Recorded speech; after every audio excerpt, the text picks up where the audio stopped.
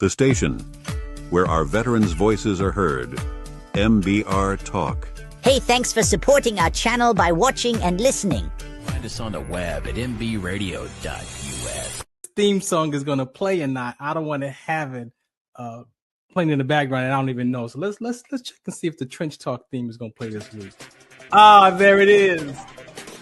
You tuned into the Farron Dozier Show on mbradio.us, Trench Talk Edition, and Live Tour Sports. Catch me here Wednesdays at 4 p.m. Pacific Time, only on mbradio.us. How'd I do? Was that a good take? That might work. All right, good evening. Welcome to the Farron Dozier Show on KCAA Radio, 106.5 FM, 1050 AM. Also streaming from the KCAA Radio.com website and mbradio.us. We got to bless the show before we get started. Let's go. When I was in my mother's womb, I had a calling on my life to do something in the glory of God and marry it like a wife. Commit myself to his word and never be led astray. And when it's all over, when he comes, I'll be glad to see that day in the morning time.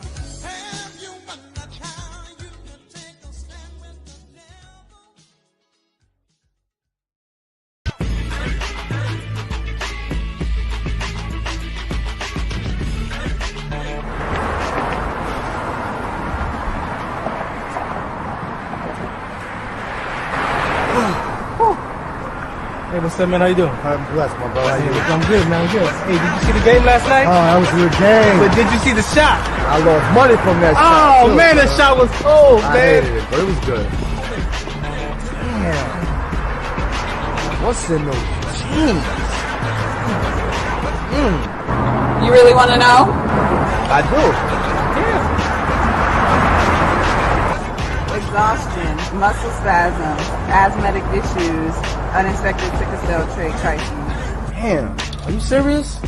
When I was young, I found out I had sickle cell trait. My mom's told me, but I ain't have no knowledge of it. But when I got older, I had a child, and the doctor told me my daughter has sickle cell trait. You know the facts that both parents have sickle cell trait? There's a 50% chance the child may have the trait, and 25% chance the child may have the disease. Hey, that's what's the count. Do you know that 2.5 million people in the United States have sickle cell trait, 300 million people globally? I didn't find out I had sickle cell trait until I was in the Army, 10 years. Next thing you know, I had a sickle cell trait exertion site. Sickle cell? I thought that was a black gene or something. Nah, man, the Latin community is number 2.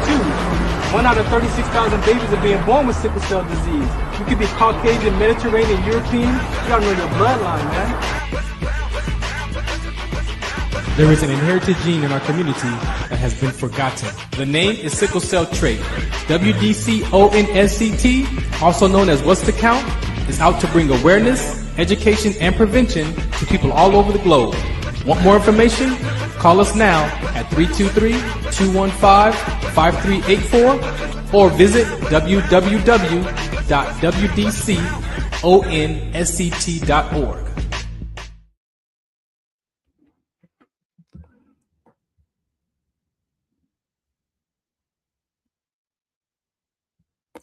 All right, welcome to another episode of the Farron Dozier Show right here on the Military Broadcast Radio Network. That's right, MBR. Thank you for checking in today. If you have not been around, I've been on a little hiatus, just going through some transitions and some change and just rediscovering some things, doing a lot of self-work. A lot of advocacy work. The basketball season is finally over as well, so we'll touch on some of those things. But yeah, thanks for tuning into the Farron Dozier Show on the Military Broadcast Radio Network. Wednesdays at 4 p.m. Pacific Time. I haven't gone anywhere. Just been, like I said, sorting through some things and here to just have a conversation with you, probably for about only an hour this time. I don't have a guest today, so we won't do 90 minutes. But I could talk 90 minutes. I've done it before, but really today we're just going to touch on some topics that I want to bring some awareness to if you're not familiar with who I am or what I'm up to, and just to reinforce some conversations, because what I realize is that PSA that you just heard there is very important, very, very important conversation. And I almost forgot how important it is and was, because just again, the things that I've been transitioning and dealing with and looking at life from a different perspective and different perceptions and interpretations. But that sickle cell trait conversation is very critical. It's important, but it's critical because these kind of conversations could help maybe prevent premature death. We don't get a say so when, where, why, or how people die. We only get an opinion, right? And so I have to be very aware of that because we care about people so much as human beings. We love one another, but then we don't know when our time is done here on this planet. So the best thing that I can do with my conversation is bring some awareness to some of these inherited genes that we personally deal with, like myself, or other ones that are similar that could also cause health complications because they think you're just a carrier. And in a carrier state, you should not have any problems. And that's one of the conversations that have been had around sickle cell trait for many years. It's only been discovered about 119 years or so, or 20, 100 something years. And so saying that, I'm 56, so half my life pretty much is only been discovered and been doing research on. And so yes, the focus has been mainly on sickle cell disease or anemia because of course the children are born with that disease. There's no cure for it, no universal cure today. And so yes, I do understand why the focus has been focused on the children and the newborn screenings and things, but for some reason the information did not get passed effectively to a lot of sickle cell trait carriers, right?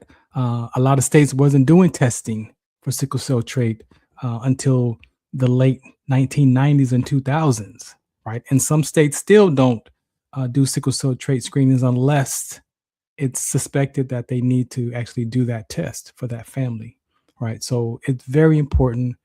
It is a public health issue to the point where I say it is a critical conversation, right? Because people are exercising and doing things with their health and not knowing, having children and not knowing that they carry these inherited genes, and then they pass these on to their children. So that PSA that you heard in the beginning of the show, that is a real live, real-time conversation.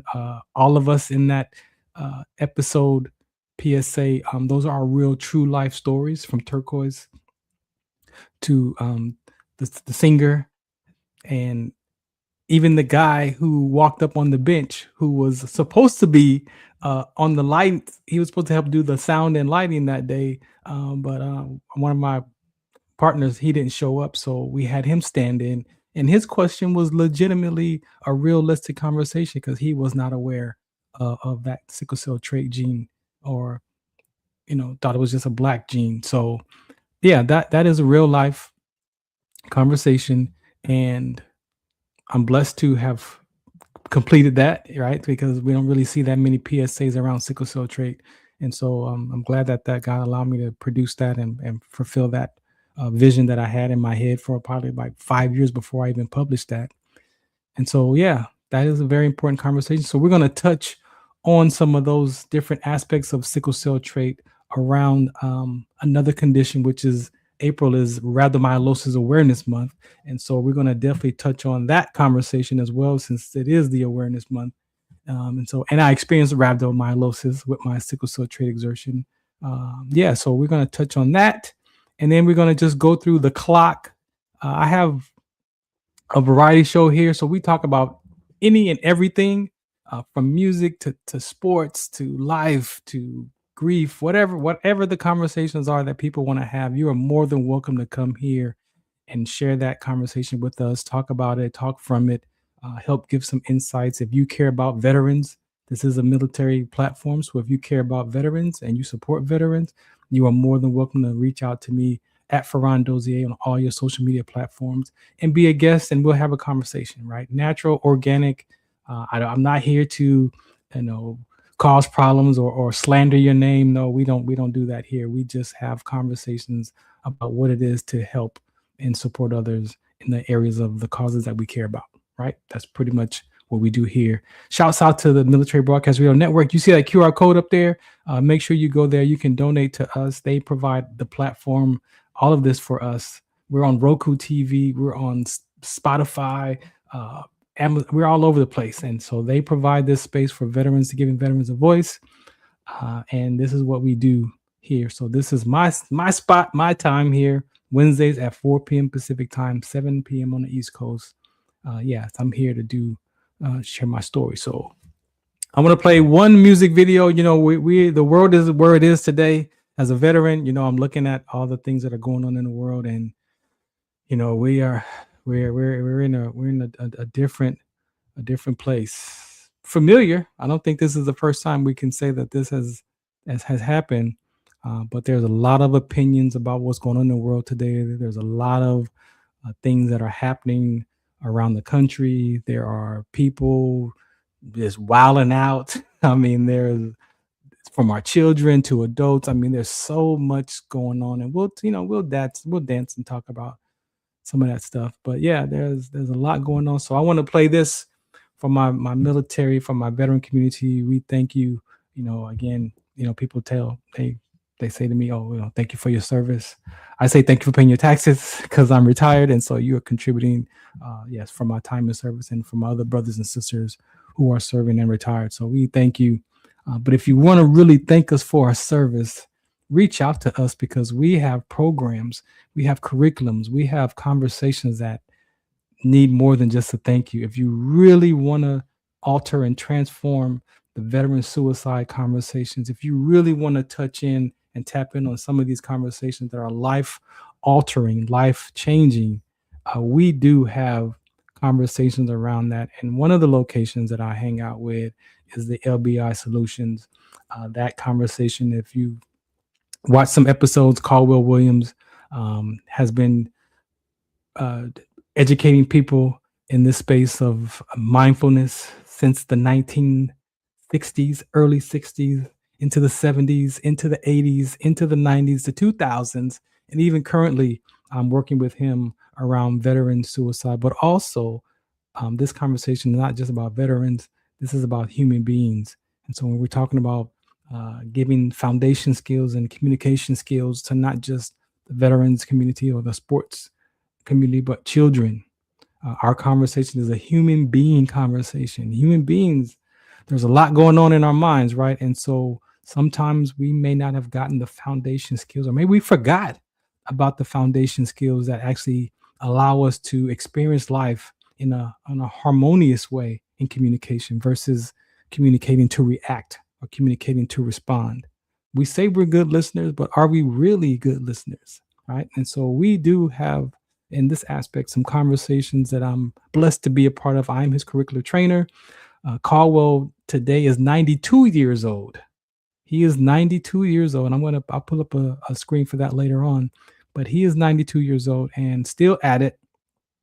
We're after a couple of organizations right now that we're close to being able to possibly partner with to move this conversation forward and take care of the community, from elementary schools to middle schools to high schools to veterans of sports. I mean, you look at depression and anxiety, it is something going on in the world, right? There's an attack on the hearts of people, right? The mind, the will, and the emotions. Sometimes we got to learn how to balance those and cipher through those stories in the past, and living from resentment and regret. There's a whole lot goes on in this brain. This is powerful. This brain that we carry is powerful. It is surviving off of perception patterns, memory patterns, and action patterns, right? And so when you understand that, how powerful this brain is, and then the things that we make up as far as our perceptions, that's the key, right? Is our perception. Life can look a lot of different ways, and the reality of it could be it feels like those different ways as well. So that's one of the places that I work with that. I don't think I have EQ Athletics on here. No, I don't have EQ Athletics on here, but we'll be able to talk about that one too shortly. So I want to play this video, and then we're going to come back and we're going to get right into these conversations, because I don't plan to be here too long today.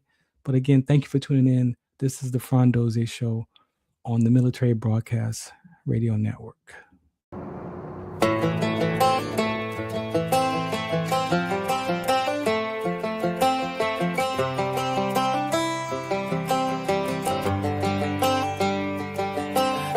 guts and it's the glory. 100 stripes, 100 stories. It's the Pledge of Allegiance on the 4th of July. It's them handwritten letters from home. It's them sleepless nights alone. It's his newborn baby he left with his wife. Mr. Red, White, and Blue, lay down, here's a line. Mr. Red, White, and Blue, for these stars and stripes. Hey.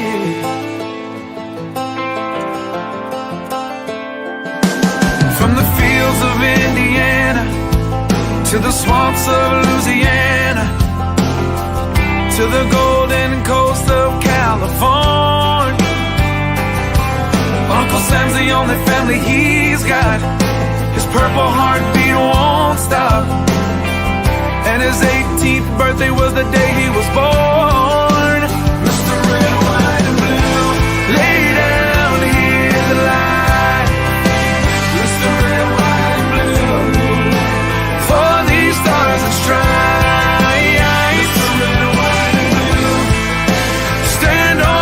Front line, Mr. Red, White, and Blue, pay the ultimate price. Oh.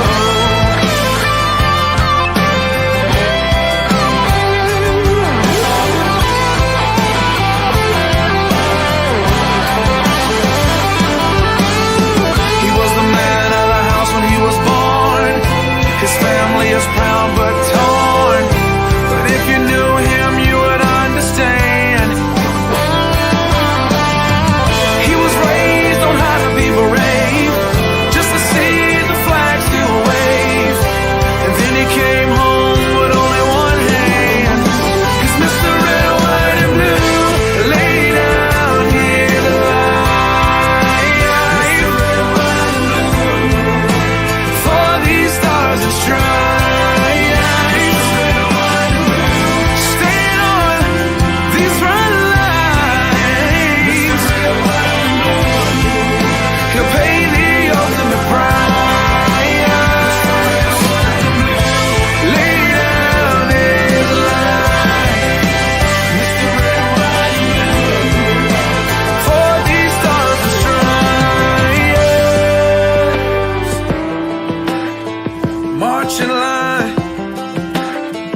Marching line. Hey. Hey.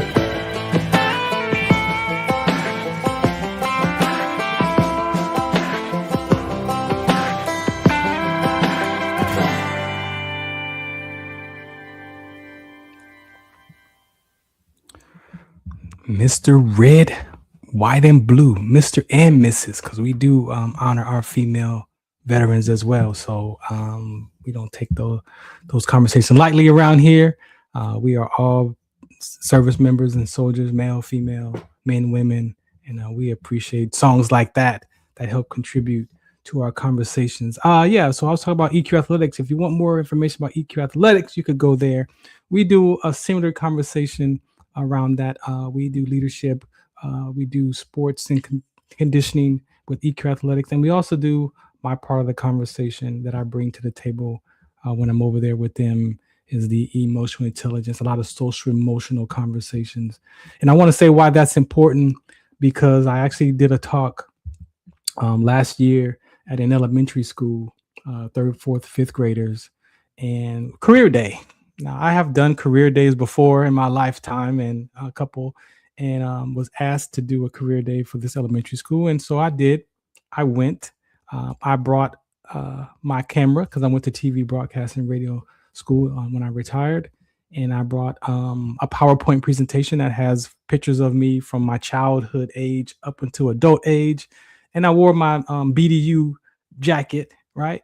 And so as I'm doing my presentations with this first class, they're 3rd, 4th, 5th graders. So you're like, okay, let me. They're young, but you want to still get a sense of what's in their hearts about what do you want to be when you grow up and things like that. So my first question, of course, what do you want to be when you grow up? And the hands go up and they're like, oh, I want to be a football player. You know, you got all the different dynamics. And there's one young little lady, she says, I want to be a veterinarian. And I'm like, oh, that's cool. You know, okay, so you like the animals? He's like, yeah, I want to take care of the animals.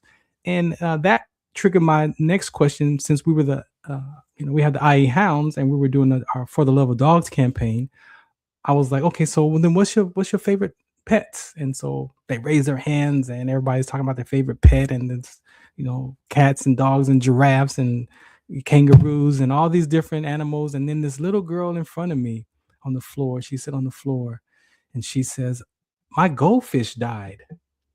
And I'm like, oh, you know, I could look in my life and I could remember when we had some goldfish and the goldfish died. And I'm like, you know, I know how that feels. I know how that feels. So whatever God allowed me to say to that little girl, I delivered that message. And then as the other children are raising their hands to share their favorite pet, she says, I had to flush it down the toilet. Now, when she said I had to flush it down the toilet, of course, you would think to laugh and like, oh yeah, you know, well, that's what we did when we were growing up. You know, you take the goldfish and you pour it in the toilet and you flush it down and have a funeral for it, and you go about your business. But let me tell you, when I looked at this little girl and she said I had to flush it down the toilet, I didn't just hear I had to flush it down the toilet. I heard her tone. I saw her facial expression. I heard her, and this little girl was in a level of grief. Like she was hurt, like she was bothered that her goldfish died and she had to flush it down the toilet. It wasn't funny to her. And when I heard that, I was like, oh my gosh. And so again, whatever God allowed me to deliver that message to that little girl at that time, all of a sudden you see the other hands go up, and these are, you know, 3rd, 4th, 5th graders, and they're saying, oh, my dad died, my mom died, my uncle died, my grandpa died, my uncle, you know, all these. And I'm like, oh my gosh, like here I am in your career day and I'm having a conversation with these children and they're expressing to me that this sense of loss, this sense of grief. And I'm like, oh my goodness. So again, I don't even know what the Holy Spirit allowed me to say, but I delivered the messages to that class and we moved on and finished up. And so as they transitioned out of the class, the teacher who was overseeing the room, she says, you know what? We don't have time for these social emotional conversations. I'm like, what do you mean? She's like, we're focused on, you know, testing and test scores and behavior and all this for these elementary school students, right? That's like 200 students there. And she's like, we don't have time for these kind of conversations. She says, I'm grieving. She's like, my dad passed in September and I'm, you know, grieving over my dad. And then I'm concerned about my mom, who's 81, who's raised all of us children and took care of my dad. And now what's next for my mom, who's 81? And I just sat there like, you gotta be kidding me, God. Like, grief is such a real life conversation. And do we really create the space to have those kind of talks, right? Now, I could relate again because, you know, I was in this transition the last 6 years of my dad passing away in 2019 and all the stuff that I went through to maintain my ability to be even on the radio in front of you. Because when my dad transitioned, I said out of my mouth that I'm done. Now, saying that I'm done, that my dad died and I'm done, you wouldn't think anything of it, right? You would think that's okay. Well, that's what most people would probably say when a parent passes away. That's what comes out of our mouth. That's where our mind goes. And literally for a few days, I was ready to quit. I was ready to quit the radio, the TV broadcasting school. I was ready to quit my advocacy work. I was ready to quit my radio shows. I was literally just ready to just go crawl in a dark hole and just be done with life. Like I'm done. Like I literally meant like I'm done. And I didn't realize that by saying that my mind, my subconscious mind, started to collect evidence to prove to myself that I was done. But for some reason, a few days later, I caught myself because I didn't want to quit school. it was May. I was done in September. So I'm like, I don't want to quit. I don't want to pay this. I'm on my not post 9/11. Like, I'm not trying to get this money back. So if I quit, then what's the consequence of quitting school? I didn't want to do that. And then I realized, wait, Farron, you can't quit. Like, you have work to do. You got this inherited gene. You got the sickle cell trait gene from your dad. You're born for this conversation. So you have work to do. You can't quit. So now I'm battling in my mind. I want to quit, but I got work to do. I want to quit, but I got work to do. And in that week of his transition, I had to clean up his apartment, get rid of all of his stuff, and get it done before the first. I would have to pay rent into June. So we hurried up and cleaned up his apartment. In that week, I took like, I don't even think I took a day off of school. I think I took, because we had Fridays off. So I don't even think I took a day off. And I pushed through it. And I can articulate it to you today because over the last 6 years of the work that I've done to get my mind back on and focused on life, that for about 2.5 years, I was struggling with that I'm done, right? And in that grief process that I was going through, I killed off a lot of friendships. I had an attitude. I mean, I was not a good person to be around. And I didn't even realize that my short temper and my attitude and my behavior and my body language was because of the loss of my dad. And most people would be like, yeah, of course. I mean, it makes sense. But I knew that there was something going on with me emotionally. And it was like, what is this? And so I can tell you, during that year, I graduated from the TV Broadcasting Academy, the only person to have completed the radio and TV broadcasting school with a 90 or above percentage in all categories. So my name is on there with the gold placards on 2 different boards because I was the first person out of their creation of 1983 that actually completed both of those curriculums with a 90%. And I was proud of that. But I was like, no, there's something still going on with my heart. And so I went to the VA. I asked for some grief classes, for some mental health support, and I ended up taking one of the grief courses. I think it was about 10 weeks of grief counseling. And I pushed through that because what I understood in my journey is that, principles, right? If you understand principles are not conceptual. Principles are distinctions and ways that we are used by when we live life, right? So we're used by principles right now that are probably corrupted, and it has us behave a certain way when we're engaging with people in life. So it's not that always the principles are positive. Some of them are negative. You could be used by anger. You could be used by disrespect. You could be used by frustration, right? You could be used by those. So when things happen to you in your life, that's your go-to. Oh, you disrespect me. Like, so you're being used by disrespect, because I can't show you disrespect in the world. There's disrespect by the tree. Like, it's not in nature, right? So these principles, that means that we're used by these, and a lot of them are feelings and emotions, right? So when I understood that, I'm like, let me go to these classes so that I could find some principles. And I did.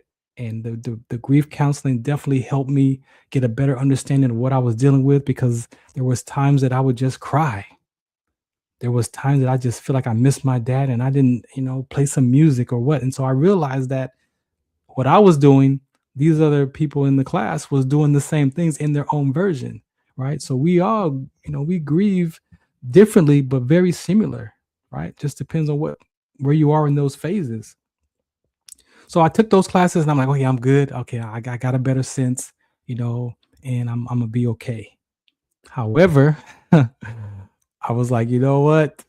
I looked at a show that me and my dad did, and we were talking about what it is to be human and destiny, and we had these words. My show's called Wordplay. And so we did that episode. I rewatched that episode, and I finally heard my dad from a different perspective, from a different version. And I realized that my dad, he was a believer. He was a kingdom citizen. He had his problems in life.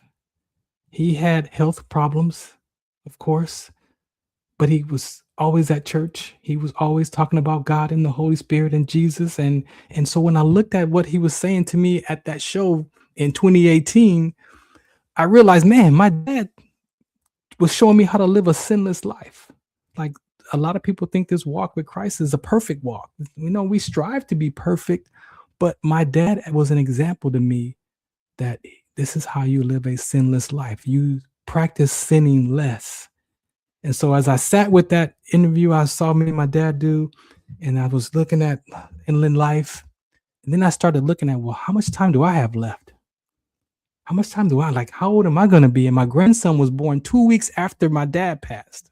So I had this emotional roller coaster of, I'm feeling good one day because my grandson is here. And then one day I'm in the dark with my dad.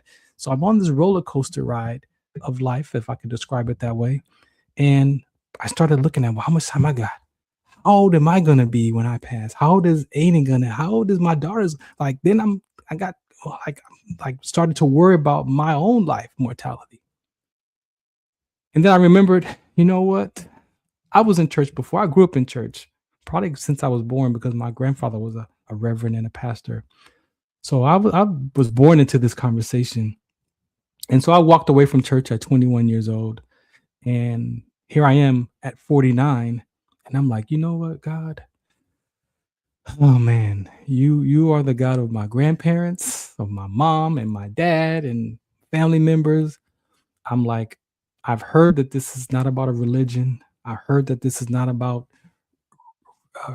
religious aspects of life. I heard it's about a relationship. So I said, you know what, God, I want to come find you for myself. I want a relationship with you for myself. That was 49. And so I spent the last 6 years still at it, developing my spiritual journey, my walk, discovered a lot of things about myself in the Word that transpired, transitioned over from my life experience into the Word. I found, biblical principles. I found stories in the Bible, and I'm like, okay, this is making sense. And what I was experiencing a level of peace, right? But at the same time, my subconscious mind is like, no, man, let's quit for a year. Like, let's just take a year off. Let's take a year off from radio. Let's just shut down and take a year off. But I pushed past. I was doing radio shows. I was doing interviews. Sometimes I'd start an interview and I didn't want to talk to the person. Sometimes I would sit there and but force myself to even engage in the interview because I really didn't care. My heart was really like checking out.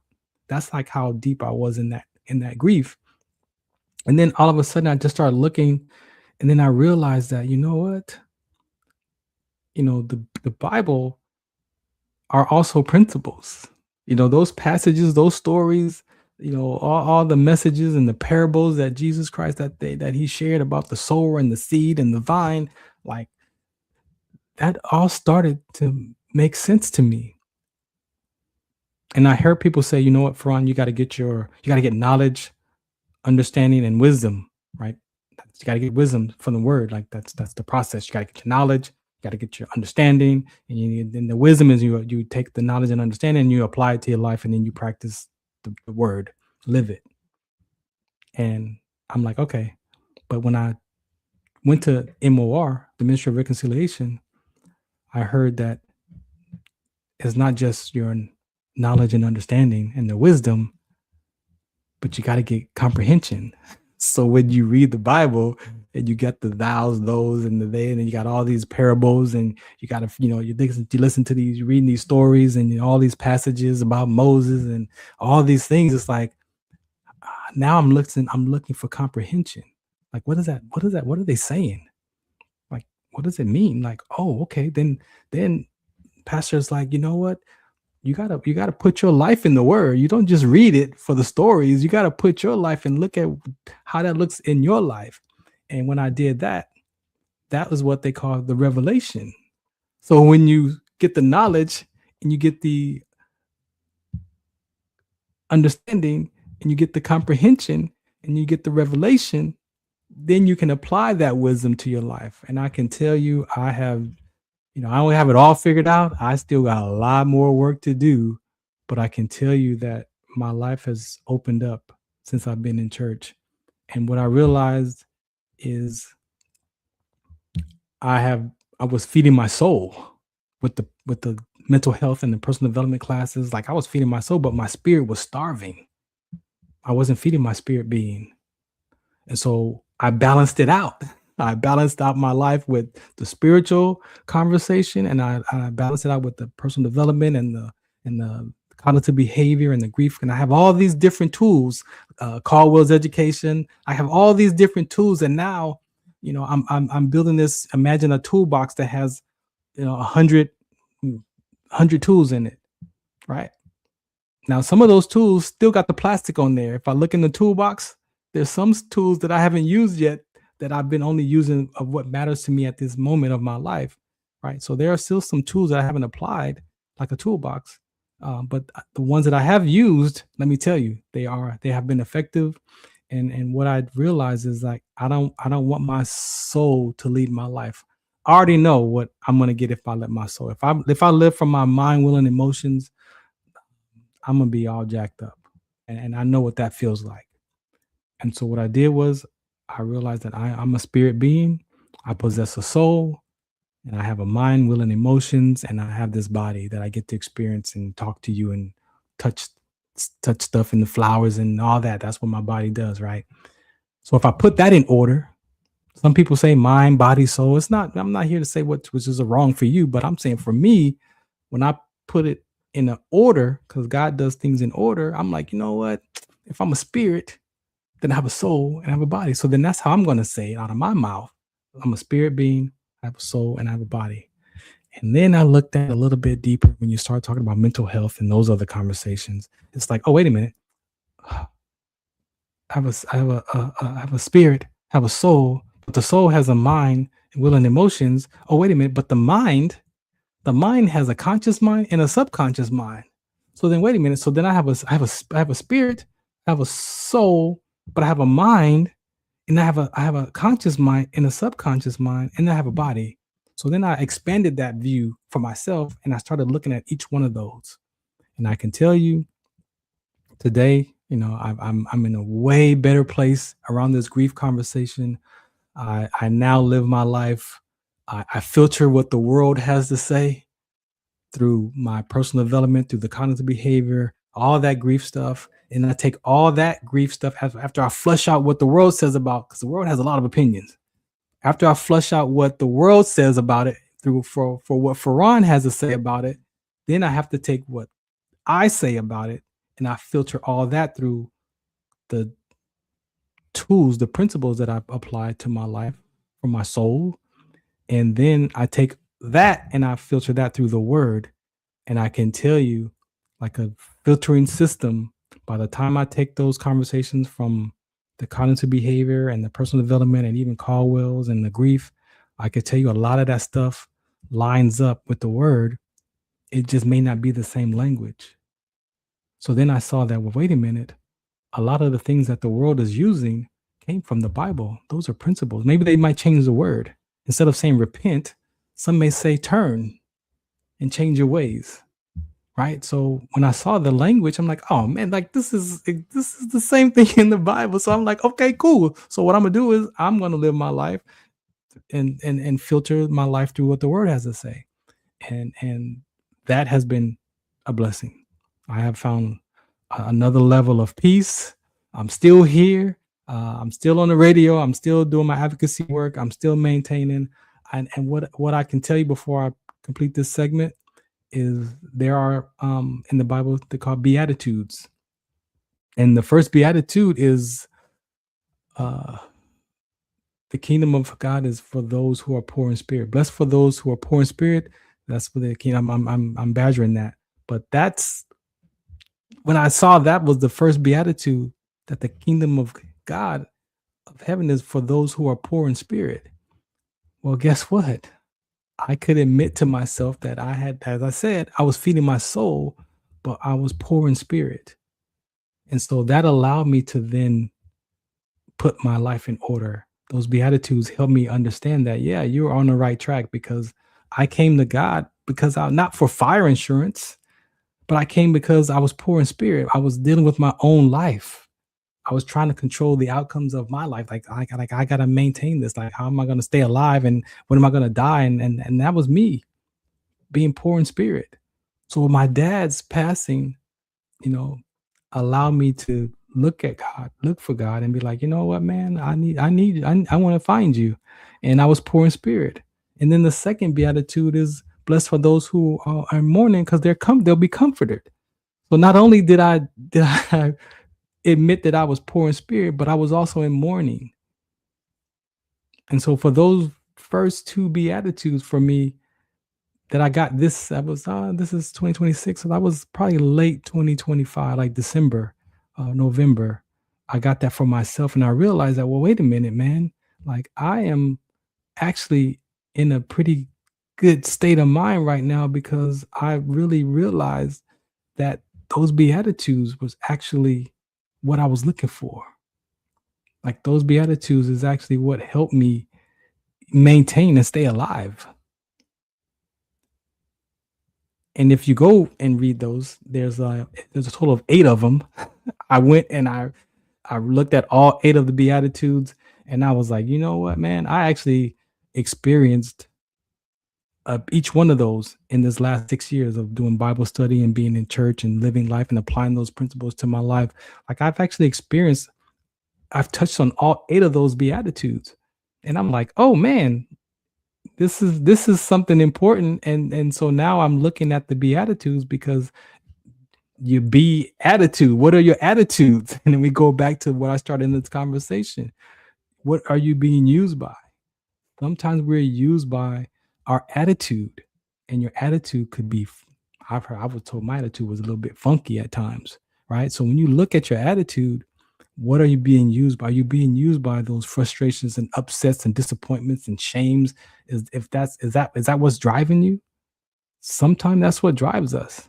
That might be the first thing that comes out of your heart, is the upset. But I've learned to know that voice in my head, but when my mouth is closed and that voice is chattering and giving me opinions about myself and about life and about people and being cynical, and this is just the way the world is and it ain't going to get better, that wasn't Farron. Farron is the one observing that noise, observing that chatter. Try it for yourself. Close your mouth and just say, see what's going on in your mind with your mouth closed. Yeah, that voice right there. That was the voice I'm talking about. So when I learned about that voice, I was like, wait a minute. No, that's not me. So Matthew 5, chapter 5, starts at verse 3 are the Beatitudes. And the first one is, blessed are the poor in spirit, for theirs is the kingdom of heaven. And the second one is Matthew chapter 5, verse 4. It says, blessed are they that mourn, for they shall be comforted. And that's where I'm at right now. That's where I'm at today. I'm living through those two, and I actually went back to the VA, and I'm actually in a group, a grief group, support group right now. I think I'm in my 5th session, and it's just amazing to be in that support group, because I'm with these gentlemen who are older than me. We're talking about 60, 70 years old that just lost their wife, they lost their spouse, they lost their husband, or they lost their son, the grieving from divorce. And so I'm here in this grief support group, and I'm like, oh my gosh, like, I know that this is important, because I only mentioned my dad. I'm also in the level of, I never really dealt with my grandfather, right? My grandfather passed in 2020, right? So my dad in 2019, my grandfather in 2020, and then my dog in 2022. So I've got a lot, in that grief category, a lot going on. And out of these last 6 years, I finally found peace, with my dad. Like, you know what, man, I appreciated him. My dad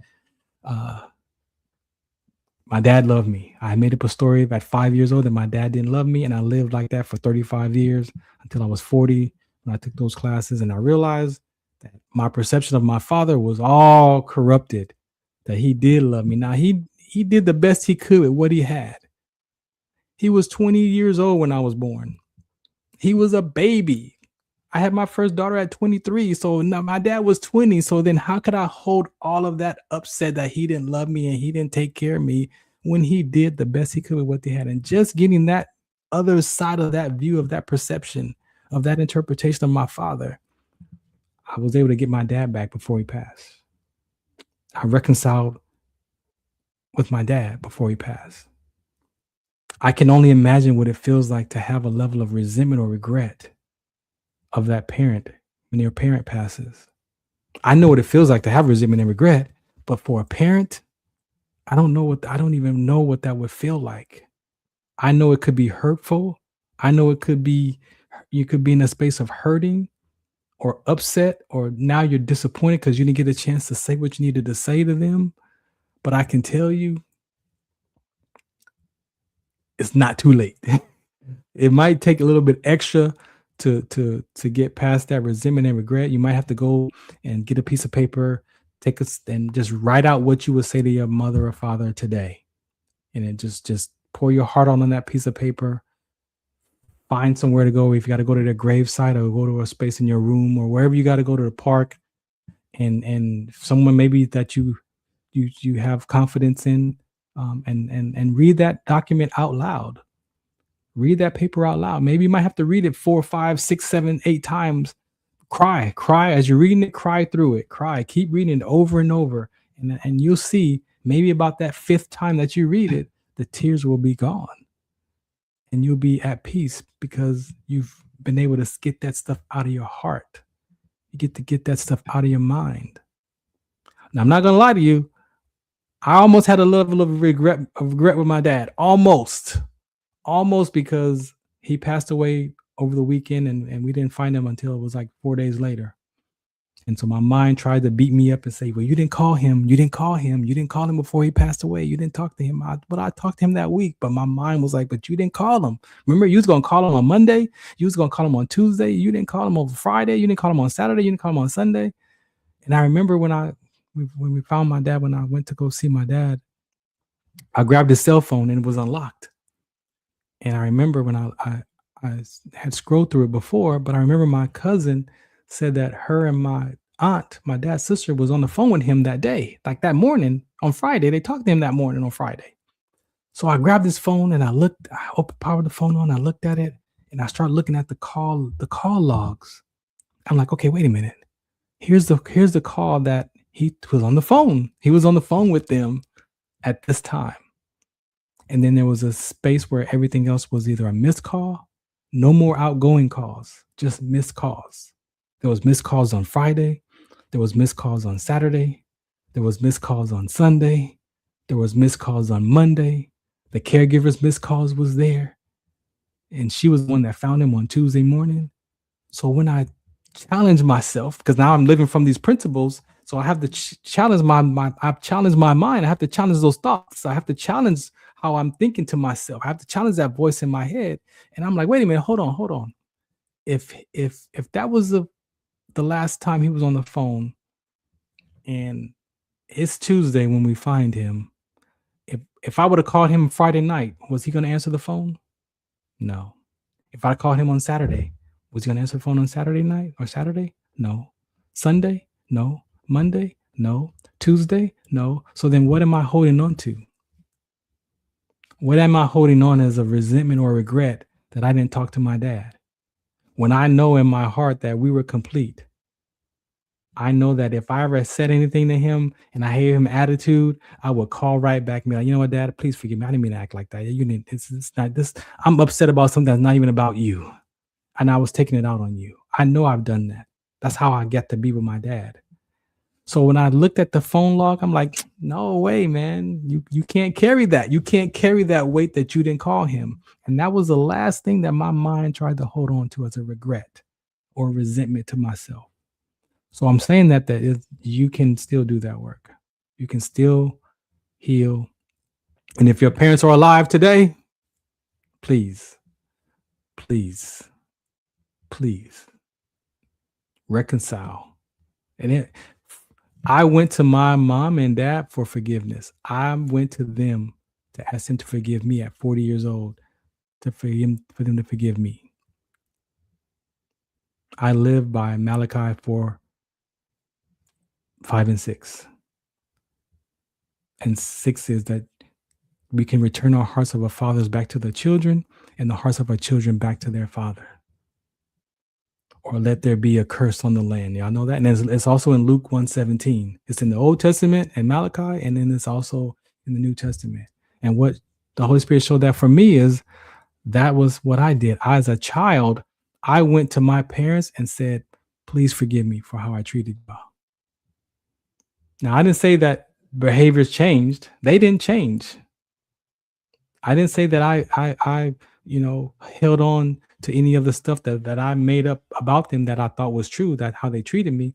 No, because when you transform those stories became beautiful stories. Like they had me at 19, 20 years old, 18, 20. Like they did the best they could. My mom provided, my dad, he loved me, but I didn't get that till 40 though. So imagine how I lived and treated them from 5 to 40, from 8 years old to 40. And so if we tell the truth, we do have some oughts with our parents. And I'm not saying that whatever happened to you it didn't happen. But then what I did was when I asked them to forgive me, I told my parents, I made up this story. And my dad was like, son, I just want to spend time with you, man. I'm just want to, and like, he wasn't even bothered. I carried that weight for 35 years that he didn't love me. And when I talked to him at 40, he was like, man, I just want to spend time with you. My mom never abandoned me. It was 1978, latchkey kid. I'm a latchkey kid. I'm in the era where you had to walk home by yourself with the key on your neck and get in the apartment and don't do nothing. Don't turn the oven on. Don't cook. Don't blump. I'm from that era. And some of us grew up too fast. Some of us, whatever that was that you say to yourself about that latchkey kid era. But my parents did the best they could with what they had. And when I talked to my dad and my mom about how they grew up with their parents, it made even more sense that some of the stuff that I needed as a child, they didn't even have it to give. They didn't even know to give it because they didn't get it. And unless you do this kind of work and you heal yourself and get some more knowledge and understanding, some comprehension and some revelation and some wisdom, then you might be in the same boat too with your children and your parents. This wasn't supposed to be a grief conversation or a reconciliation, but I guess this is what today's show is about. That you can reconcile that relationship. You can go to your parent for forgiveness. I'm not saying that it's not getting them off the hook. That forgiveness, that self-forgiveness is for you. It's for you. It's for you to have peace. And by you going to them for forgiveness and asking to forgive you, guess what that does for that parent, that father, that mother? They're going to walk away from that conversation and be like, wow, that's different. I've never expected that from my child. Where did that come from? Right? So now you just planted that seed in them to now they might start to look at themselves on how they was treated and treated you. And it may not happen that day. It may not happen that week. It may not happen that year, but you have now planted that seed of forgiveness. And if you further the work around self-forgiveness and forgiveness, guess what that does for you? It starts to heal your heart, that your heart won't be as hard and your subconscious mind will start to now download new information about forgiveness, about karma. There's no such, I don't live by karma. Karma is unforgiveness. Karma could be making us sick. You're holding on to a story of an upset and you're hoping that person, something bad happens to that person. But you're hurting yourself by carrying the karma because you're remembering the story. What is that emotional? That's exhausting to carry karma and hope that person eats the poison when you're the one eating the poison. So it doesn't get that person off the hook. It doesn't, take away of what happened, but it definitely can alter what you made it mean about you. That I'm not good enough, that I'm not worth it, that I'm not this, I'm not that, I'm on my own, I don't belong. There's something wrong with me. When I was able to look at that for what it was, man, there was nothing wrong with me. I wasn't on my own. And I definitely belonged to my family. But the mind of a child, a 2-year-old, a 5-year-old, a 6-year-old, an 8-year-old, 11, 14. Come on.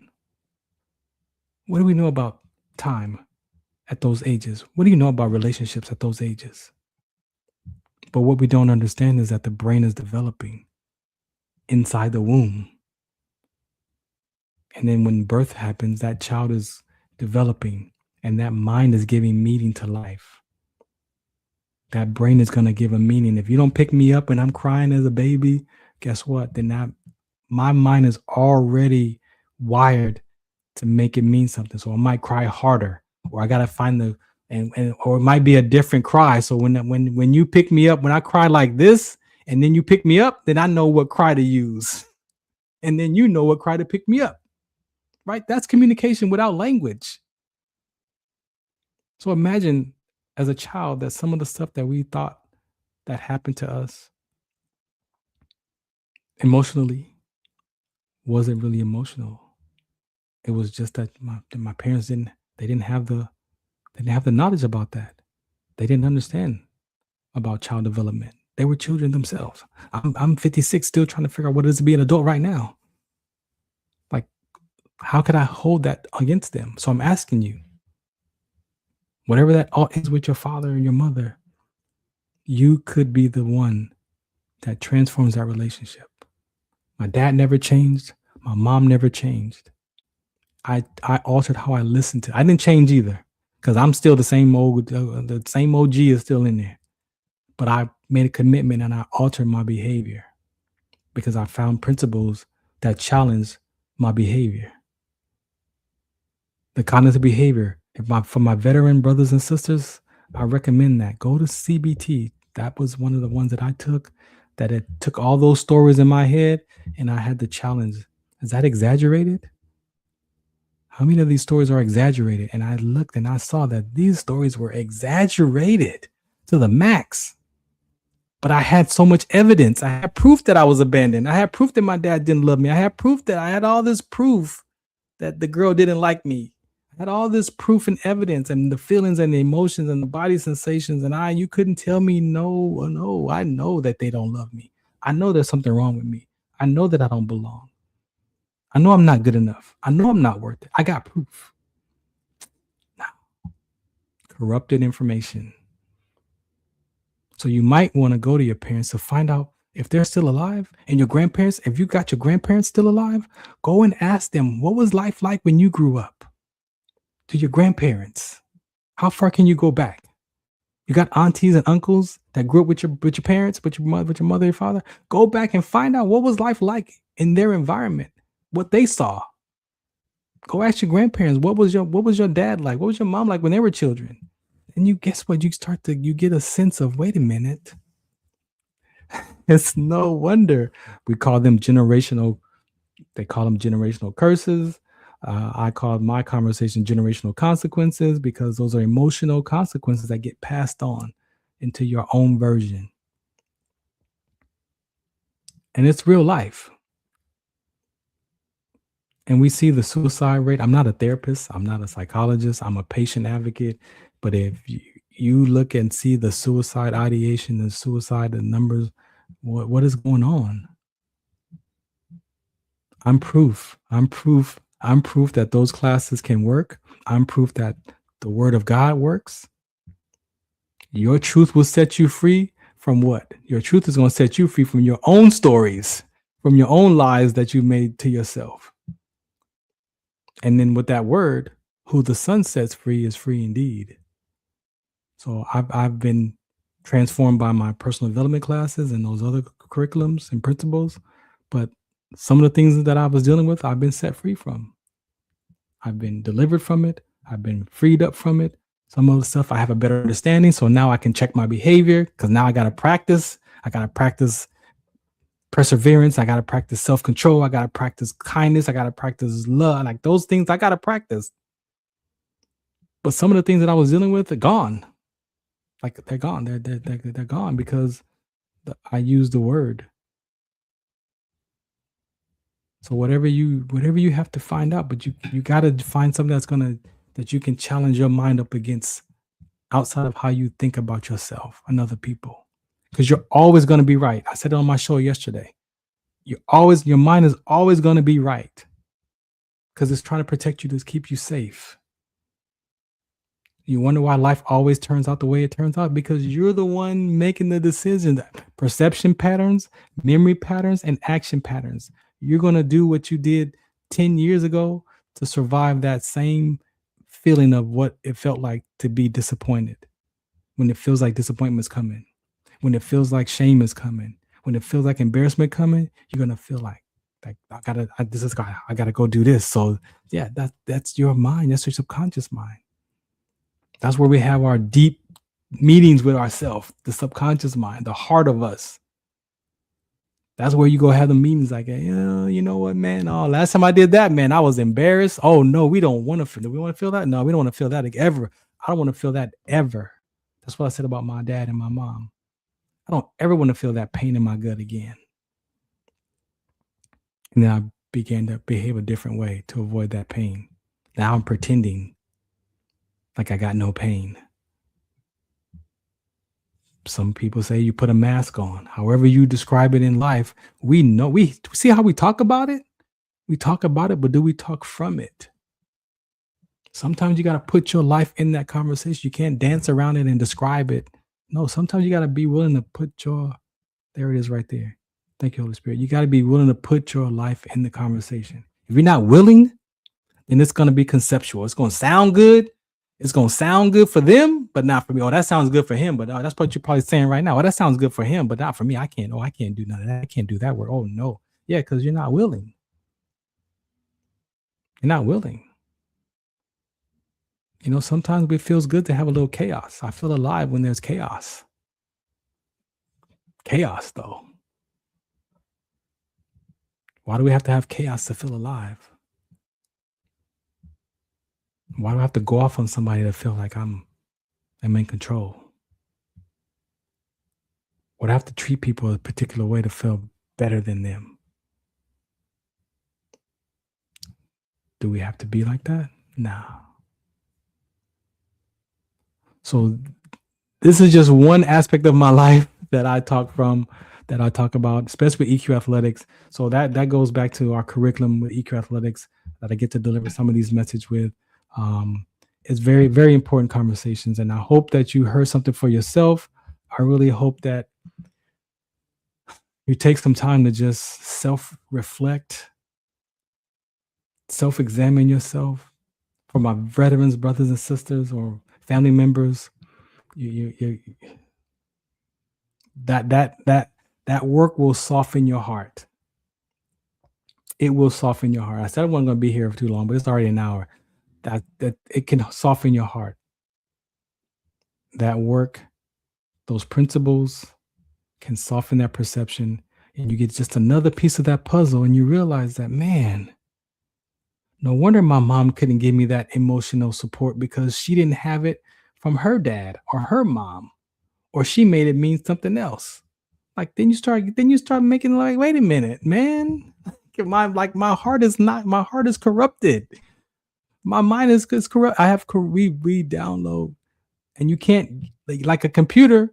You can't just go get a new hard drive if you got viruses on your computer, right? You either got to get some software to clean it up, right? Or you got to buy a whole nother computer. But we can't get a whole nother subconscious mind. We can't get a whole nother heart. Not the heart that's down here that's pumping the blood. I'm talking about your heart of man, the subconscious mind. You can't get another subconscious mind. So what do? You got to go get more information. You got to challenge those thoughts. You got to challenge those ideas. You got to challenge those stories up against something outside of your own self. Find something that you have confidence in. If you use the word trust, find something that you trust. Try it out. If it don't work, go find something else. If it's not CBT for you, it might be something else. That's just what I used. And I'm still inside of those conversations because I don't have it all figured out. But what if you can just interrupt the willingness to die by the willingness to live? Right? The willingness to live. And that's going to be the second part of this conversation. How I got to at least the part of the willingness to live. Those thoughts may never go away. The suicide, yeah, sometimes I still wake up dark. I still wake up. You can't act like you can't pretend like you're fine and you're not. Sometimes admitting and being honest with yourself that I don't feel well today, and then I need to go find something. That's why I have these principles, right, for my soul.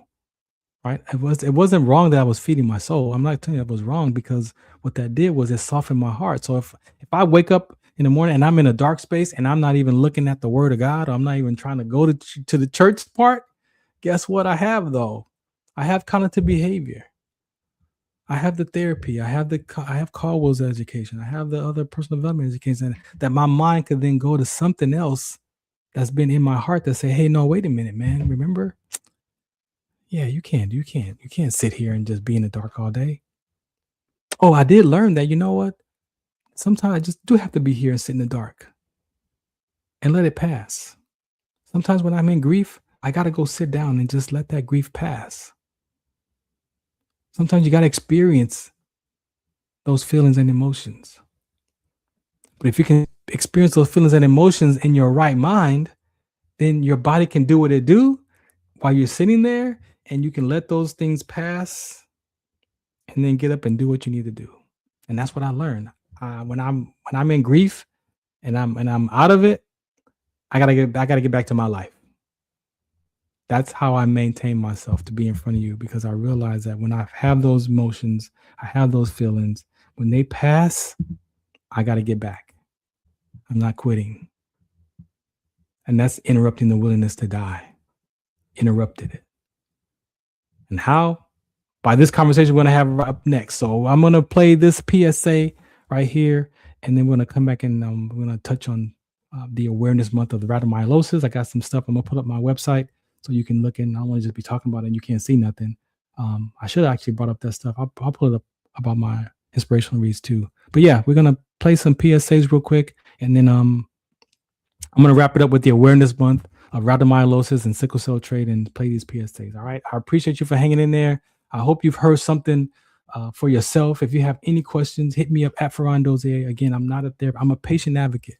I'm just delivering the messages that I went through, that God showed me, that now you can take these and share your testimony.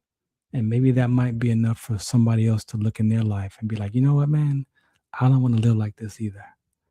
I don't want to pretend like I'm okay and I'm not. As men, we suffer in silence. That's how we language it.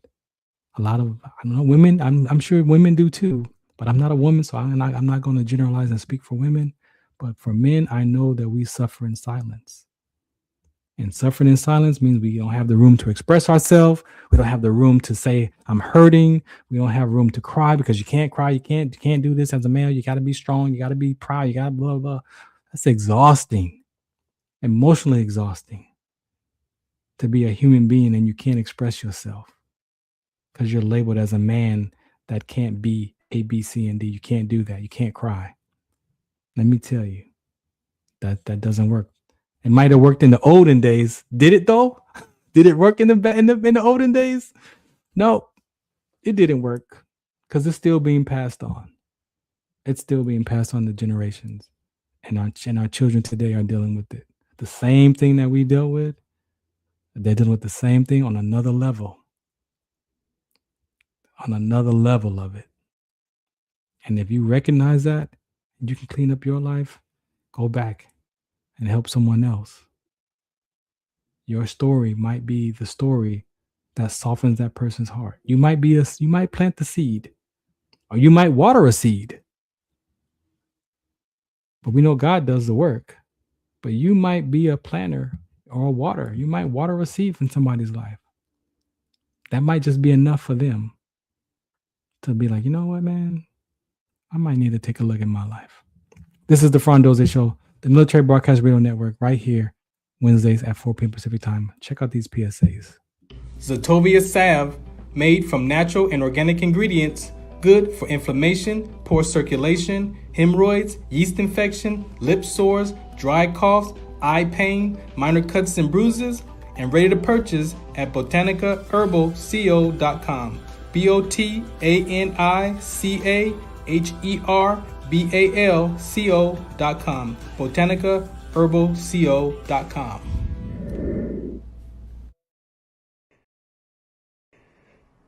Muchos de nosotros nos vemos afectados por la enfermedad de células falciformes a diario y un número creciente simplemente no nos damos cuenta. Los impactos de esta enfermedad afectan a todas las personas y en especialmente a las personas de color y con antecedentes diversos. Estar en servicio conmigo y con los demás a medida que creamos una mayor conciencia sobre cómo identificar y dirigir el tratamiento de los rasgos de células falciformes y ayudar a las familias a saber cómo superar el trastorno de células falciformes. WDCONS. Do you remember studying sickle cell in biology class? What's the Count on Sickle Cell Trait Prevention is here to bring you awareness, education, and prevention conversations around the risk factors of this inherited gene. Visit WDCONSCT.org.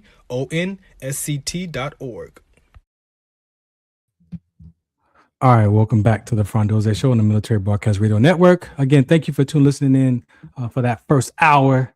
I told myself that I wasn't going to be here that long, but there's a conversation. I don't know, how this is going to play out, but I thank the network for allowing me to have my show here, my military show. You can catch me on Tuesdays now at KCA Radio. That's 106.5 FM and 1050 AM in the Inland Empire, or at kcaradio.com. We stream that as well. Tuesdays at 6 p.m. Similar show here. I do more of my military talks here. The other show right now, we're doing a conversation about what it is to be a male man. And so I'm working with Mr. Walker and my partner, Charlie. We are having these conversations because we want to create this kind of space in real time. All right. We don't just want to be streaming online. We want to have people come together, sit down in front of each other and have a conversation. So we're pushing that topic right now. But you can be a guest over there too. Like I said, I'm open to be a guest. You can be a guest over there. And then today I was also on the Beyond 2D show with Jessica. So that show's on every second and third Wednesday, Beyond 2D. Over there, I get to kind of what I did here, just kind of express myself. We go through different words. Sometimes we use words out of context, right? Sometimes you got to get a dictionary, Sometimes you got to go grab a dictionary and make sure that you're actually using the word that best describes what you're trying to say, right? If you can do that, then your emotional state, who you are as a person, now you get to say what you mean versus describe it. And sometimes that could be a better effective communication, or understanding how other people think. Well, we grew up in a different environment. So the word that means to me in my environment might not be the same word that definition that you use it for, but it could be the same word, right? So we know that the English language is something else these days. And so, sometimes, like I said, I learned that you got to grab a dictionary and make sure that the words that you are using, especially in your feelings and emotion, that's the best word that describes how you feel. All right, so I'm going to drop this over here. Let's see, we're going to play this out. We're going to make this work. So I'm going to drop over here, and then I'm going to bring up my page. All right, so again, I'm a sickle cell trait advocate for rhabdomyolysis as well. And this is an opportunity that I was given last year to be on an investigative report about rhabdomyolysis and sickle cell trait and the public health issue that people are having health complications, exercising, collapsing and dying from sudden death. And unfortunately, the sickle cell trait, some are carriers of that trait or other inherited genes. Sickle cell trait is not the only one. It's more to it than just sickle cell trait and rhabdo, right? So, but and anyone can experience rhabdomyolysis. You could be at the gym, you could be mountain climbing, you could be on the track playing football, basketball. We've seen that people experience rhabdo from dehydration, from heat exhaustion. I'm going to show you, there are a lot of things that can trigger rhabdomyolysis. And for me, the sickle cell trait was my connector to that conversation. So I'm going to play this piece of this documentary investigative report so you can hear what they say. And then I'm going to go to the website and just kind of show you what I've learned and what we talk about around rhabdomyolysis. This is the Farron Dozier Show right here on the Military Broadcast Radio Network. Check this out. As the number of Americans seeking high-intensity workouts increases, a rare but potentially life-threatening condition has become a concern for workout warriors. I'm Tisha Powell. And I'm Lee Zurich. It's a term you might not know, rhabdomyolysis. According to the Cleveland Clinic, every year about 26,000 people in the U.S. develop the dangerous condition. It occurs when muscle tissue breaks down and releases a damaging protein into the blood. While rhabdo, as it's commonly called, can occur after any kind of muscle damage, it's often caused by intense physical exertion, particularly in hot climates. Research shows cases have increased over the last 2 decades, one study reporting a 10-fold jump between the years of 2000 and 2019. Today, we want to educate you on the signs and symptoms to help potentially save a life. While marathon runners and fitness newcomers alike are impacted, reporter Heather Graff explains how those serving in the military are particularly at risk.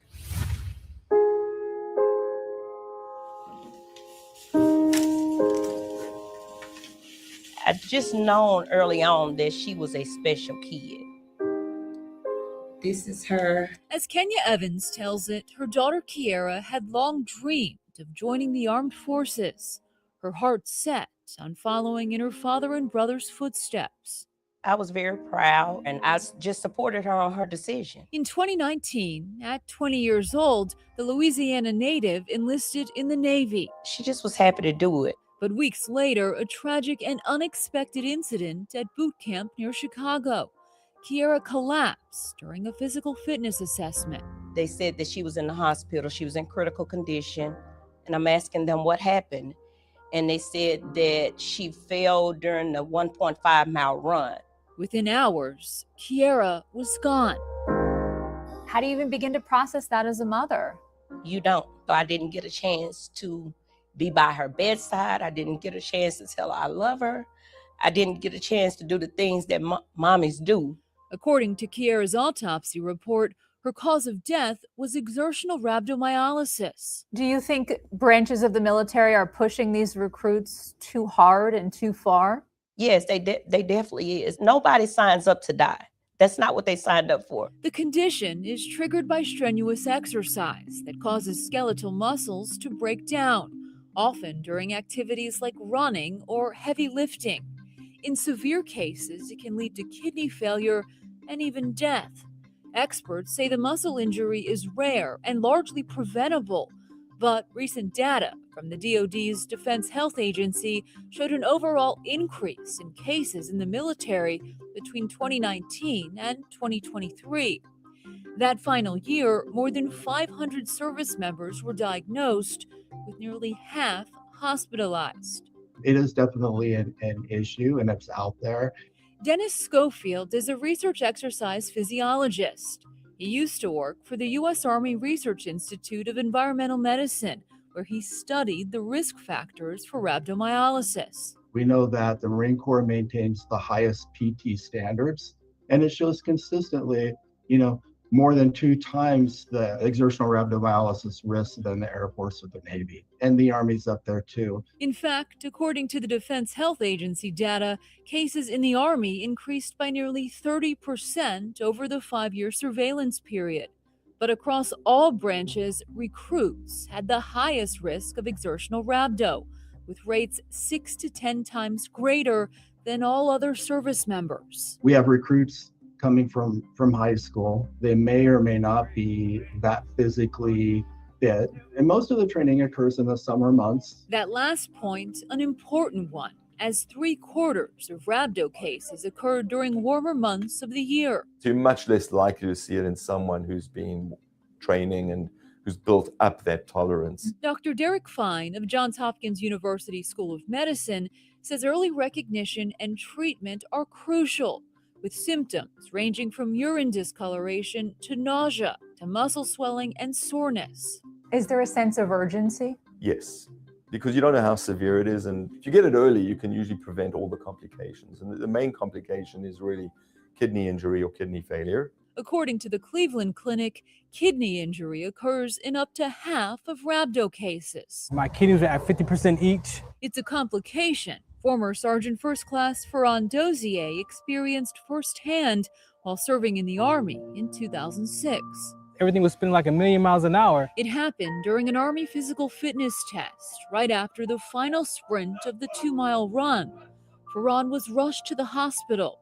Physically, I was in a very bad state. I had severe muscle damage. I could barely walk.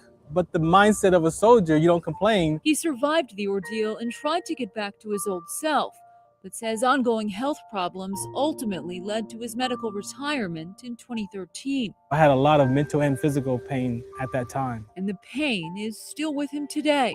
I'd never recovered fully.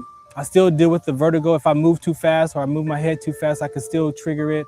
Farron has since dedicated his life to spreading education and awareness about rhabdo. Anybody heard of Rhabdo before? Engaging military personnel, athletes, and youth nationwide.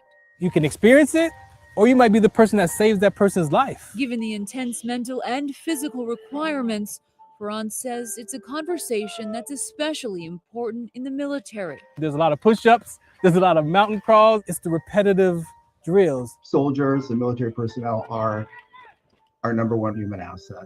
And so figuring out ways to protect that so that they can be combat ready when they finish training is super important. The Defense Health Agency declined to speak on camera, but provided a statement saying in part, the military is committed through policy to leverage both exercise and environmental acclimatization for new recruits to minimize both heat casualties and exertional rhabdomyolysis, an important step. As experts say, prevention is key. It's really about being careful, doing it slowly, starting with a less intense exercise. I still don't comprehend it. Kenya says she'll continue to push for accountability. I'm going to fight for Kiara until my last breath. Though she knows nothing can bring back her daughter. It's not a day go by that I don't think about her. My life is not the same. My life will never be the same. According to Kiara's autopsy report, in addition to exertional rhabdo, sickle cell trait was deemed a significant contributory factor in her death. Kenya says Kiara and her family had only just found out she possessed the trait during a health screening at boot camp. It occurs when a person carries a single gene for sickle cell disease. While most people with the trait show no symptoms, research shows it's associated with a 54% increase in exertional rhabdo, and Black people are particularly at risk. We spoke with Dr. Michael DeBon of Vanderbilt University School of Medicine, who says while we don't fully understand sickle cell trait's connection to rhabdo, two vital organs might be involved. Individuals with sickle cell trait have a kidney concentration problem. We also know that they may have a higher rate of kidney disease than in the general population. So it could be in the situation of exertion where individual becomes dehydrated, that they're more susceptible to that type of injury, namely rhabdomyolysis. In 2023, the U.S. Army Training and Doctrine Command added a screening recommendation for sickle cell trait due to carriers' increased risk of exertional rhabdo. The Navy declined to comment on Kiara's case, but provided a statement saying in part, the Navy takes this condition very seriously and along with other military services has devoted a great deal of study to develop prevention, recognition, and treatment protocols. Still ahead, more. All right, welcome back to the Farron Dozier Show on the Military Broadcast Radio Network. Again, this conversation is very important. If you have any questions, you feel free to reach out to me. So this is when you go to farrond.com, this is what you will see. One of the pages, we got to go across the top and you click on rhabdomyolysis. I got a tab for rhabdomyolysis. So you click on that tab for rhabdomyolysis, and then you will be able to go there. You'll see that video at the very top. And then if you scroll down a little bit, these are some conversations that I've had. This is about a 7-minute talk. Maybe I'll do that on another episode. I met that he was in the Navy himself as well and was going to go to boot camp. Actually, he was already at boot camp, and they did their one of the longest hikes or runs or something, 5-10 mile march or whatever, and he collapsed and was in the hospital, got let go out of boot camp. And then as I was in my transition, going through my health issues, my recruiter, he came into the unit to be with a family member, and then the recruiter asked him, "Well, what about you?" He said, "Oh no, man, I can't. I already been down that road. I got, let go from my sickle cell trait." And he was like, "Wait a minute, I got a buddy that has that." So he connected us. I went and sat with him. At the time, he was with his girlfriend, and they were about to have a baby. And so I said, "Hey, bring your medical paperwork so that I can take a look at it and kind of maybe see what was going on, what the Navy had said about your experience with the rhabdo and sickle cell trait." So we go have lunch, and I, get in the back of the car, and then he gives me the documentation of his medical folder. And as I'm sitting in the back seat, I'm flipping through the pages and I'm scanning. I'm looking for keywords, as military, so I know what I'm looking for. I'm looking for the keywords, and I find this page that has sickle cell trait / alpha thalassemia minus. And I was like, "Hey, I'm not a genetic counselor or a doctor or anything, but do you know if you have alpha thalassemia trait?" And he was like, "Nah." I said, "Well, man, it's right here in your medical paperwork that the Navy found that you were actually a carrier of not just sickle cell trait, but they found this alpha thalassemia gene. So you might want to go back and get some more tests done and talk to your parents." And so sure enough, he was shocked. His girlfriend was shocked because they're right now having a baby. And so he was able to go back, talk to his parents, get retested. And sure enough, he carried the sickle cell trait and an alpha thalassemia trait, which in that conversation, sometimes we've discovered in my advocacy work that people do carry other inherited genes that may not have been identified, that the electrophoresis can pick up, but then you need to do a complete blood count, CBC, to find out if there's something going on with the red blood cells, right? So with thalassemia trait is a whole nother, it's like my cousin of sickle cell trait. Like that gene is usually in a more of an Asian Mediterranean descent of thalassemia because that combats malaria for their culture, for their ancestry. So the reason why blacks are number one is because Africa in the presence of malaria. So let's get that straight. That's why we're number one, because of the presence of malaria. So our ancestors created that defective gene. The body created that defective gene so that we could survive malaria. Now, every other part of the world, country, they have their own red blood cell condition that combats malaria for their culture. And alpha thalassemia is one of those, right? So that's the combination. So now today, it's not a skin color. It's about bloodline.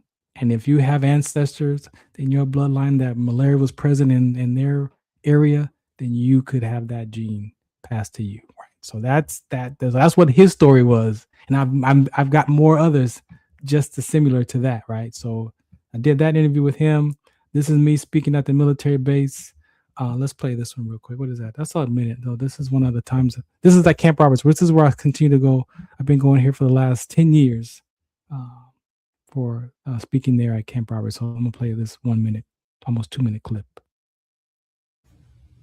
So the school approved that. I went to barracks, went back to sleep to lay down. About 2:30 or so, I started feeling worse. I was throwing up, almost crapped on myself, like I was in a very bad state. Of course, at 16:30, they go back in the barracks, my classmates, and they rushed me back to the hospital that night. The night doctor does some blood work, and he sees that my CKs or my CK levels, creatinine kinase levels, were 12,000. At my age 36, they're supposed to be about 150. So they're 12,000. He also discovered that my kidneys were at 50% each and failing. So they diagnosed me with a condition called rhabdomyolysis. Anybody heard of rhabdo before? What do you know about rhabdo? It's like overworking your muscles and they start to break down in your bloodstream. Yeah. Anybody else? So when we do the pre-screens for applicants, one of those is rhabdomyolysis, and I didn't know what that was until like right now. So right now. I know about it because I've read it. Yeah. But I just always couldn't know. Appreciate that. So that's what they diagnosed me with, rhabdo. It took me about 4 days before I could get out of the bed, at the hospital bed, and walk with the IV machine to the bathroom to pee on my own. I had that much muscle damage. took about 2.5 years trying to figure out what happened to me. My doctor back home says, you know what, you just can't run anymore. So I'm like, all right, cool. I've seen people with worse conditions in the military, so I'm like, I can get a profile, do the walk or the bicycle. I don't swim, so I should be truck. So I turned that paperwork in to the state. And so that is, again, one of the talks that I do at Camp Roberts. I'm about due to go up there again. This is a Army soldier that I met. She came to the station. This is at KCA Radio. She came in and shared her story.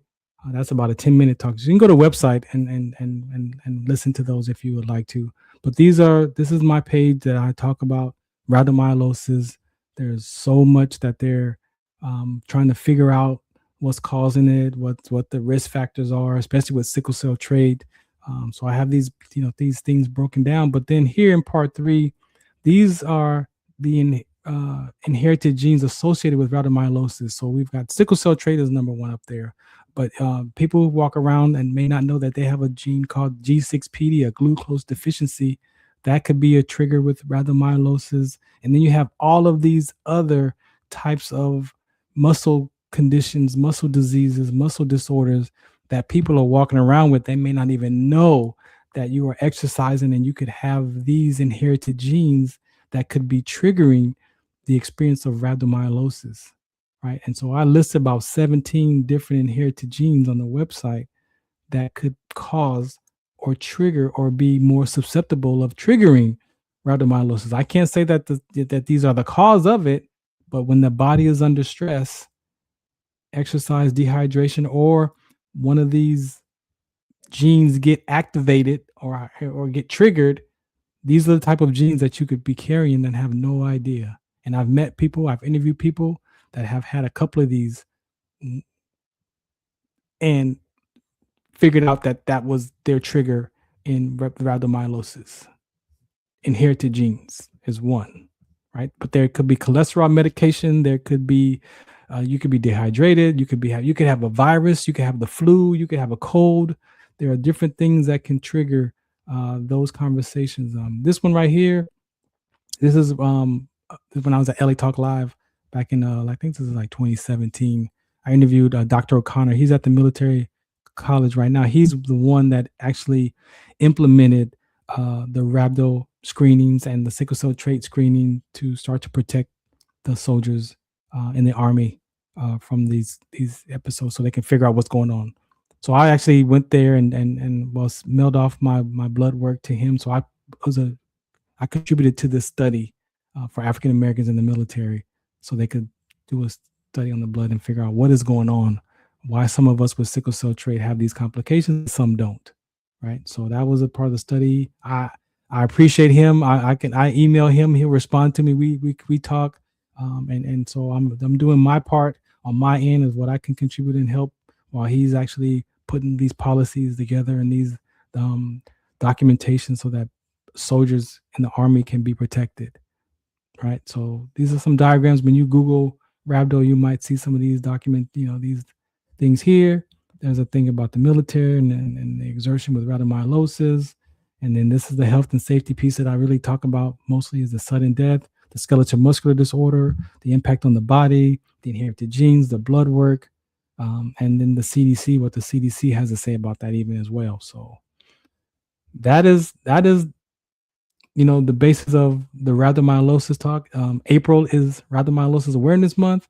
So this is one of my campaigns. Again, that's where I go out and I speak to the military base, high schools, colleges, wherever I could get a conversation in that allow me to be a part of it. I will, accept that invitation and go and share this message to bring awareness. This is an interview I did, I want to say back in either like 2015 or so. Dr. Pei came on. He's a chiropractor, but he was he's a holistic doctor. And so there was things that he could not say on the air that we talked about offline, that he gave me some insights about rhabdomyolysis because he was well aware of it because he had some brothers in the military. And so he gave me some insights on some conversations that I was like, that he said, he's like, I can't say that on the air because back then they were seems like they were taking out, holistic doctors because they were healing people, right? And so he was like, I'm not gonna say this on camera, but he did tell me some things offline that was like, oh my goodness, that gave me even a better understanding of my own condition of what I was dealing with. And then Dr. B, he came on again back at LA Talk Live, and he shared again more about sickle cell trait and some risk factors. This is one of my talks that I do. I don't know how long is that. That's 2 minutes. Let's play this. What time is it? Yeah, let's play this one real quick. This is a lot about the risk factors. This is part of my presentation when I do it either online or in person. It says, although in rare cases, people with sickle cell trait might experience complications of sickle cell disease, such as pain crisis in their extreme form, rare cases, following conditions. So that paragraph right there is, again, personal to me because my left arm has ached since I can remember 5 years old, but I remember talking to my mom, and my mom said I was like 2 years old and I would be crying a lot. And at 5, I was able to, voice that more. And I remember my arm aching at night, and my grandmother would hold me over the sink and run warm water over my arm, and that would soothe my pain, and I would go back to sleep. Again, in 1975, they took me to the doctor, and they told my grandparents, it was growing pains. He's 5, don't worry about it. I'm telling you now, I'm 50, and that pain in my arm has not gone away. And so I just grew up with that arm pain. It is a pain that I kid you not, I wish I was a black Ken doll and I could pop it off and put it on the dresser because it hurts so bad. And even to this day, I still manage that pain in my arm. So with the research that they're doing now, finally, the people that I've met with sickle cell trait, these are the common symptoms that you hear: pain crisis, fatigue. You have people who've gone scuba diving, mountain climbing, and they've had some serious effects from it. Low oxygen levels, places like Denver, Colorado. If you're a Pittsburgh Steelers fan, you may know that Ryan Clark experienced sickle cell trait exertion playing football in Denver. I believe he lost his spleen and gallbladder from that exertion, and he could never play in Denver. Cost us some championship runs, but nonetheless, he could not play in Denver anymore. So low oxygen levels in the air, mountain climbing, again, exercising extremely hard in military boot camp or training with athletic competitions. So again, I experienced mine in 2006. I was at a military installation working on my master sergeant rank, and I was out, I think my 17th year. I had done that exam 2 times a year for the previous 17 years. So it was like another morning getting up. I got up and did the push-ups, sit-ups, and then the 2-mile run, I was out. And I remember we're trained to sprint that last lap in the military. So I remember talking to myself, and I kicked in that next gear, and it says, although. So yes, again, very, very, very, very important conversations. I got videos, so you can go to the website. This is at farrond.com, or you can go to Rhabdo.info, and that'll actually take you straight to the page here. But these are the conversations that I've been having. And again, when I talked about the first half of the show about the grief and the willingness to die and the suicide ideations and all the stuff that I went through, this conversation helped me interrupt that willingness to die, where I've realized that God gave me that inherited gene in my mother's womb. So when you understand that you were born for a reason, when you're born for a purpose, and you discover that for yourself, life looks different. And I'm here to share with you that that's what it looks like. It looks like you discovering why you were born. And if we can help people discover that, especially our veterans, what's next? My identity was trapped in that camouflage in that ring. I can articulate it to you today because I've done so much work to try to maintain myself. Not try to, but to maintain myself. That I can tell you that that's what that looks like. If we can help others discover what's going on with them and help them figure out what's next in life, we could alter what's going on in the world today. I'm going to do one last website before I get out of here. wdconsct.org. This is the Sickle Cell Trait website. You can go here. I have tabs all over, videos on that page as well. There's a video from the Rhabdo. I may be going to Mozambique. I don't know yet. I'm waiting to get screened by the church ministry. More talks about Rhabdo and another incident. Another place I was at Camp Robert. All these videos are here. This is me. I got a proclamation from the mayor of Fontana. So every August I get a proclamation. I think I'm on my 10th one. And so I go there, get my proclamation, and share with the community about how important it is. And you'll find me, in the community advocating. This is a survey my daughter Deja created in college. So we use that survey to get more information. There's that video. There's the PSA. And then these are all the specific areas that we address around sickle cell trait. Firefighters, CrossFit, law enforcement, professional athletes, awareness for the schools, coaches, parents, students, military, nurses, couples, pregnancy. This conversation is critical. And I'm grateful that God has given me this message to deliver. I hope you learn something from this. If you know somebody that has a trait and you learn something, pass them to me, give them some information, let them know that somebody out here has some knowledge and some understanding and has a story to tell about that sickle cell trait gene that they possibly carry. Again, is it benign or not? They're starting to realize and tell the truth that sickle cell trait is not benign. For those in Denver, my family in Denver, one of your football players for the Broncos, Ronnie Hillman, he passed away a few years back with sickle cell trait from a rare kidney cancer directly associated to sickle cell trait. He passed away. By the time they found his cancer, he was already at stage 4. He put up a post on social media on his Instagram page, and in a few weeks after that, he was gone.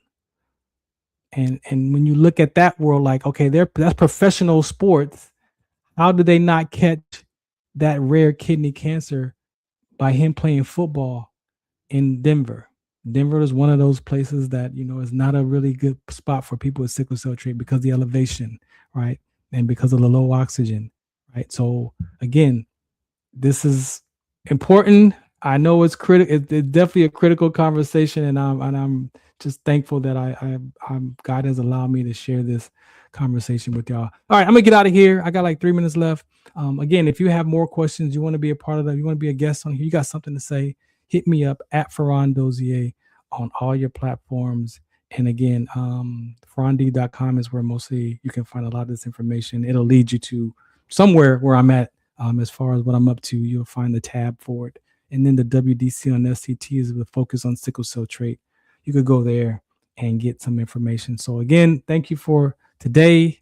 I didn't think I was going to be here that long, but this is where we are. Next week, we will see. Stay tuned. I post my things on social media. So if I'm going to be here next week, or we might replay this episode, not sure yet. So again, thank you for your time today, for watching and listening and being a part of this awareness campaign right here. This is the Farron Dozier Show on the Military Broadcast Radio Network. One more last PSA to remind you, Shalasal, what's the count? Do you remember studying sickle cell in biology class? What's the Count on Sickle Cell Trait Prevention is here to bring you awareness, education, and prevention conversations around the risk factors of this inherited gene. Visit wdconsct.org.